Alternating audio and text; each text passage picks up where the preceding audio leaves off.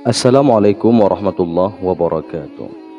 Dan ini kisah Rasulullah Sallallahu Alaihi Wasallam dalam asuhan Abdul Muttalib dan dalam asuhan Abu Talib.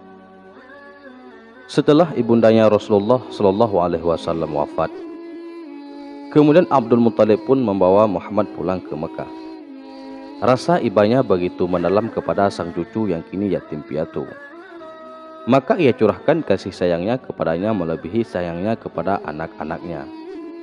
Konon, kakeknya ini tidak pernah meninggalkan Muhammad seorang diri. Bahkan dia lebih mengutamakan Muhammad daripada anak-anaknya sendiri. Ibnu Hisham mengisahkan bahwa ada suatu tempat istirahat khusus milik Abdul Muttalib di bawah naungan Ka'bah. Anak-anaknya biasa duduk mengelilingi tempat itu sambil menunggu ayah mereka keluar. Tidak seorang pun yang berani menempati karena menghormati ayah mereka.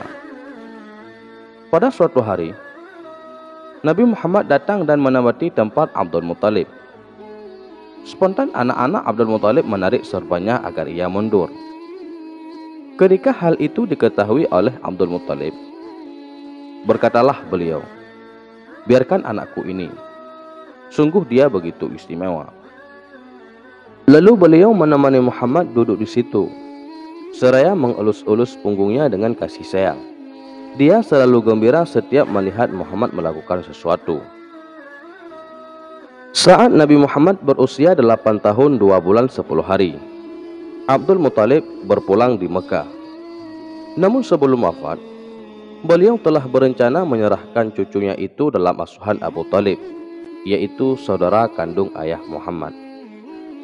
Abu Talib melaksanakan amanah merawat sang keponakan dengan cara terbaik. Diasuhnya Muhammad bersama anak-anaknya yang lain. Bahkan perhatiannya kepada Muhammad melebihi perhatian kepada anak-anak kandungnya sendiri. 40 tahun lamanya, Abu Talib mendampingi dan menjaga Muhammad. Dia bersahabat dan bermusuhan demi dia. Ketika Nabi Muhammad berusia 12 tahun, ada yang mengatakan lebih 2 bulan 10 hari, Abu Talib mengajaknya ke Syam untuk berniaga.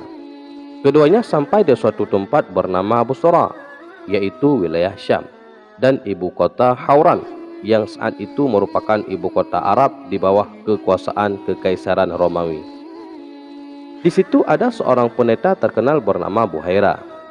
Nama aslinya adalah Jirjis. Ketika kafilah Muhammad lalu di sana, si pendeta keluar menjumpai mereka. Padahal dia tidak pernah mau menemui seorang pun yang sebelumnya. Awalnya dia membawa ke kafilah itu. Pelan-pelan dihampirinya Nabi Muhammad. Dipegangnya tangannya seraya berkata, "Inilah penghulu para rasul. Ini adalah rasul utusan Tuhan alam semesta. Inilah orang yang diutus oleh Allah sebagai rahmat bagi seluruh alam." Mendengar perkataannya, Abu Talib dan beberapa pembesar Quraisy bertanya, "Dari mana engkau tahu?" Buhaira menjawab, "Sungguh, ketika kalian mulai mendekati Aqabah, semua batu dan pepohonan bersujud. Padahal batu dan pohon tidak akan bersujud, kecuali di situ ada seorang nabi. Aku mengenali dia dari cincin nubuah di bawah tulang rawan bahunya. Bentuknya menyerupai buah apel. Kami mengetahui tanda seperti itu dari kitab suci kami."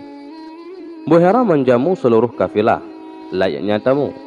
Dimintanya Abu Talib agar membawa Muhammad pulang dan mengurungkan niat untuk membawanya ke Syam. Dia mengkhawatirkan ancaman orang-orang Romawi dan Yahudi.